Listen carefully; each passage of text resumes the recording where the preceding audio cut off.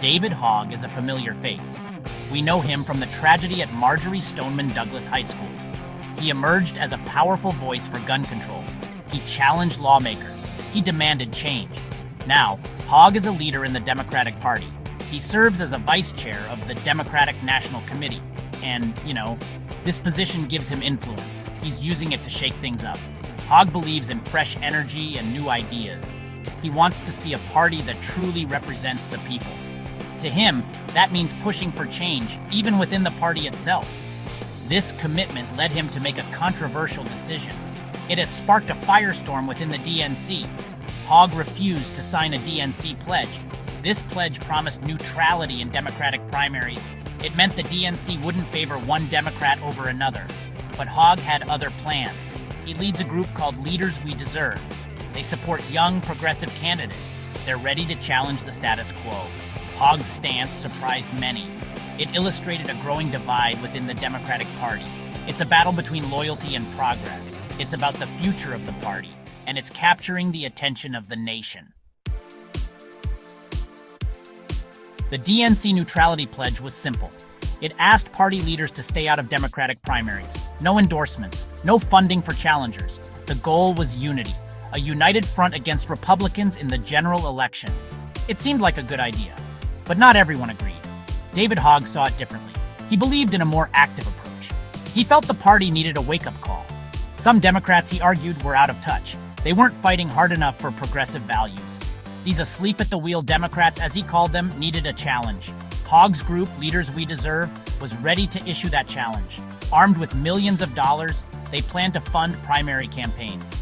Their targets: Democratic incumbents in safe blue districts. The message was clear: toe the line or face a fight. This bold move sent shockwaves through the Democratic Party. Longtime members were furious. They accused Hogg of betrayal. They worried about the impact on party unity. Some even questioned his loyalty. The party establishment circled the wagons. They warned against friendly fire. They argued that a divided party would only benefit Republicans. They urged Hogg to reconsider, but he stood his ground. The Democratic Party is at a crossroads. Hogg's actions have exposed a deep rift. On one side, there's a call for unity. Leaders like Hakeem Jeffries, the House Minority Leader, urge Democrats to stand together. Their focus is winning back the House of Representatives in 2026. They argue that internal squabbles will only hand victory to the Republicans. On the other side, there's a growing demand for change. Progressives like Hogg believe the party needs to fight harder for its values. They see complacency as a threat. They're tired of compromising. They want to see bold action on issues like climate change, income inequality, and social justice. This debate isn't new to the Democratic Party. It's a tension that's existed for decades. But Hogg's actions have brought it to a head. His refusal to sign the neutrality pledge is a direct challenge to the party establishment. It's a sign that the progressive wing is gaining strength, and it's a reminder that the party can't ignore its base. The 2026 midterm elections are crucial for the Democrats. They need to regain control of the House to advance their agenda, but a divided party will struggle to win. The question is, can the Democrats bridge this divide? Can they find a way to balance unity and change? The answer may determine the future of the party.